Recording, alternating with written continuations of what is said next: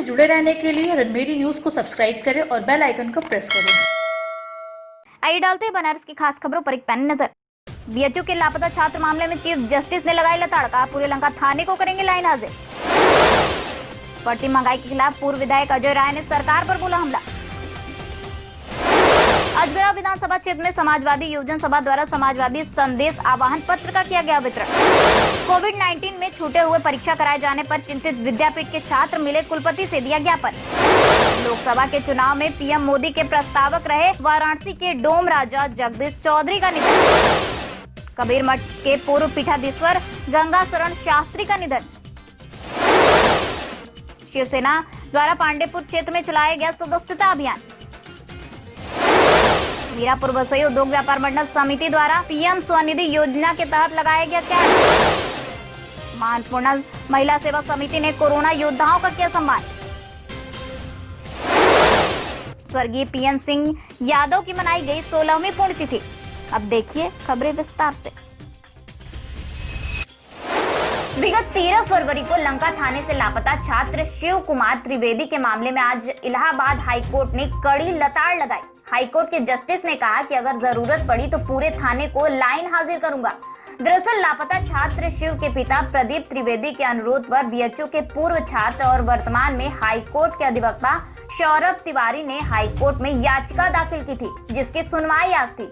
मंगलवार को मुख्य न्यायाधीश और सौमित्र दयाल की संयुक्त खंडपीठ के समक्ष अधिवक्ता सौरभ तिवारी ने बहस किया।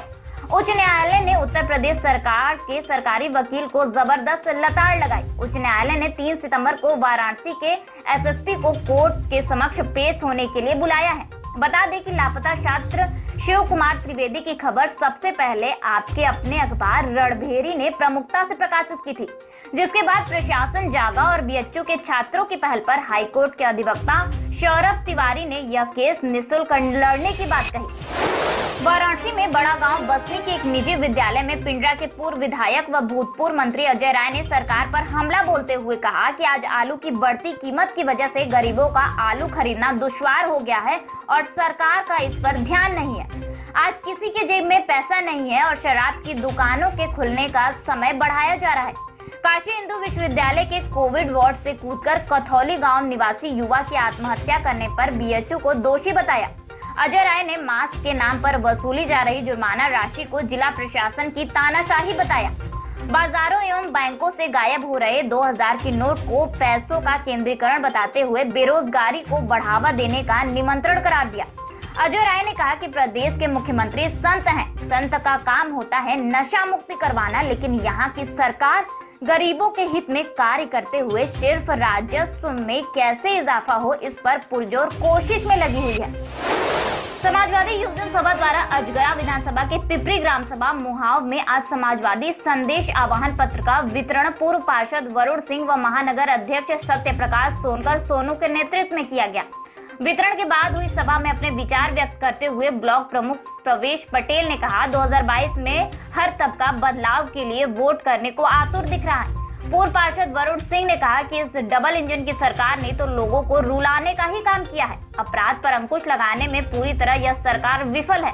सबसे ज्यादा नौजवानों को हताशा है, न नौकरी है न भविष्य का कोई संसाधन। महानगर अध्यक्ष सत्य प्रकाश सोनकर सोनू ने कहा, बनारस में कोरोना के मरीजों के साथ अमानवीय व्यवहार ने मरीजों को मौत के मुंह में ढकेल दिया है। प्रशासन केवल समाजवादियों का दमन करने पर ही उतारू है। अन्य वक्ताओं ने एक स्वर में 2022 में समाजवादी सरकार बनाने की बात कही। कोविड-19 की महामारी में महात्मा गांधी काशी विद्या की परीक्षा स्थगित होने के बाद पुनः कराए जाने को लेकर छात्रों में चिंता दिखाई दे रही है। यह चिंता इसलिए है कि इस संक्रमण काल में कहीं परीक्षा के दौरान छात्रों के जीवन पर खतरा न मंडराने लगे। इसलिए छात्रों के एक दल ने आज महात्मा गांधी काशी विद्यापीठ के कुल सचिव से मिलकर आगामी परीक्षा में परीक्षा कराए जाने की व्यवस्था को लेकर चिंता जाहिर की व ज्ञापन दिया।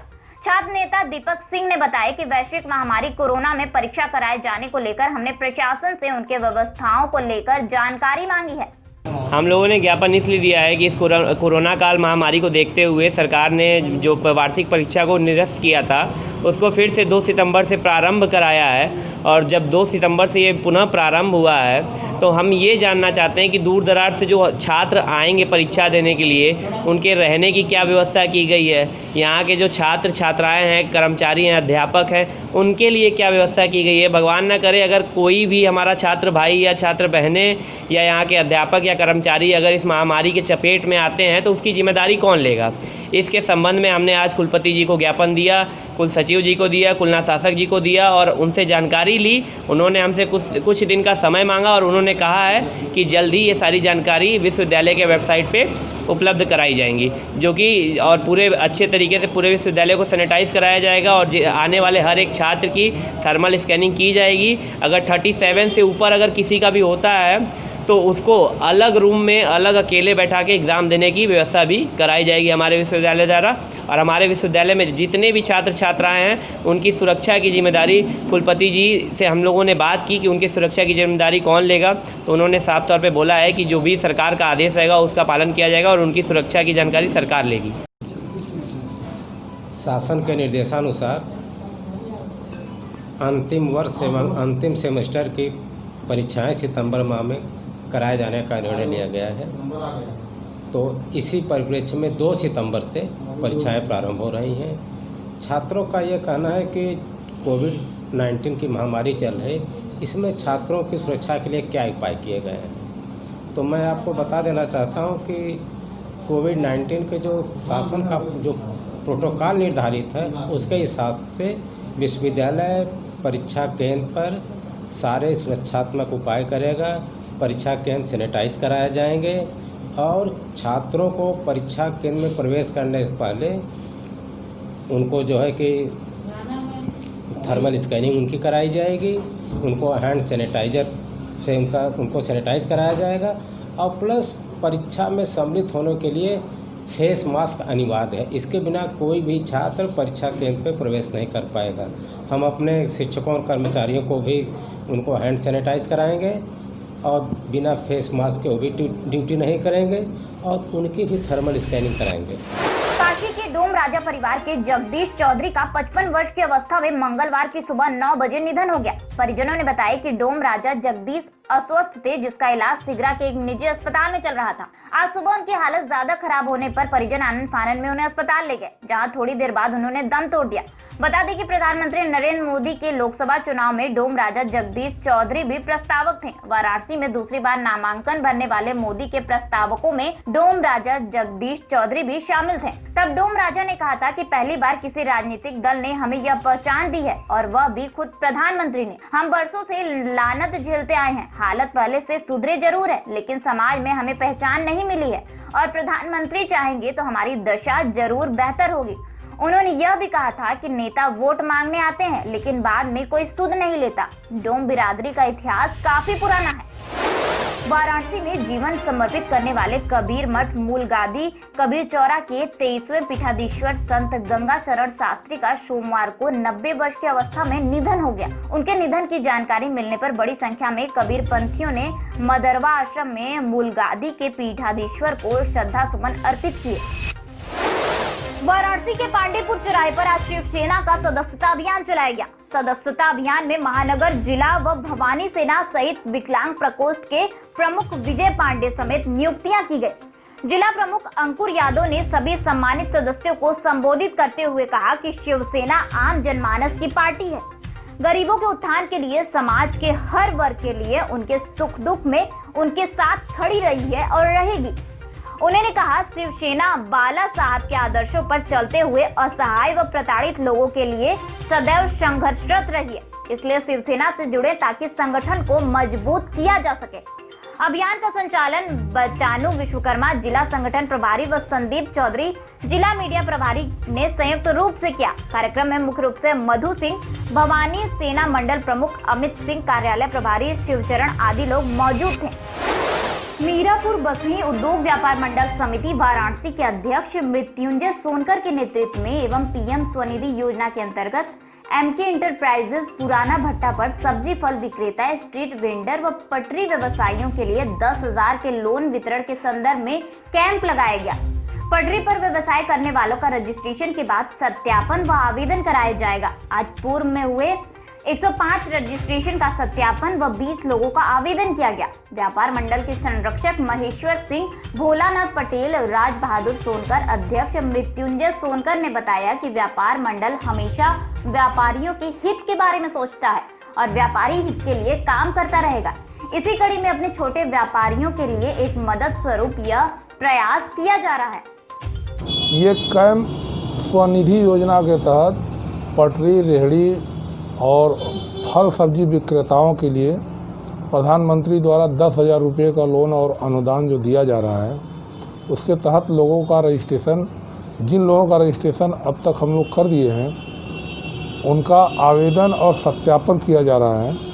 इसी सिलसिले में जोनल अधिकारी पीके द्विवेदी जी द्वारा कल सभी लोगों का SRN नंबर जनरेट का सूचना दिए और अपना एक असिस्टेंट भाई साहब को हमारे यहाँ भेजे हुए हैं कि जितने लोगों का रजिस्ट्रेशन हो गया उनका आवेदन कर दिया जाए, जिससे कि गरीब और पिछड़े जो भी निम्न स्तर के व्यापारी हमारे हैं उन सभी को लाभ मिल सके और अपना व्यापार को आगे बढ़ा सके।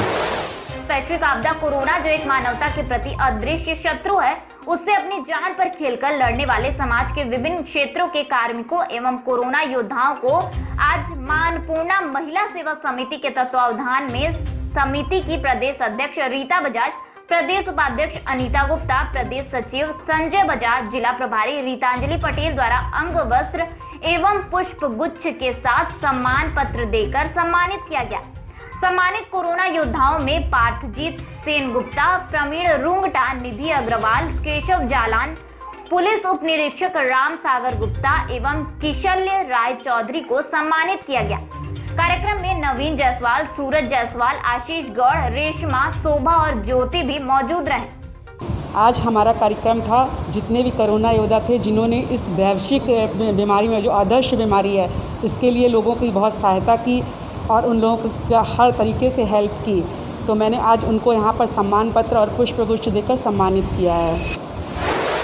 स्वर्गीय PN सिंह यादव की 16वीं पुण्यतिथि के अवसर पर DAV इंटर कॉलेज में श्रद्धांजलि अर्पित की गई। इस अवसर पर कार्यक्रम में मुख्य रूप से उपस्थित हुए दया शंकर मिश्र दयालु ने कॉलेज परिसर में 51 पेड़ लगाए। इस अवसर पर उन्होंने कहा कि उनकी बगिया को हरा भरा करना ही उनको सच्ची श्रद्धांजलि देना है।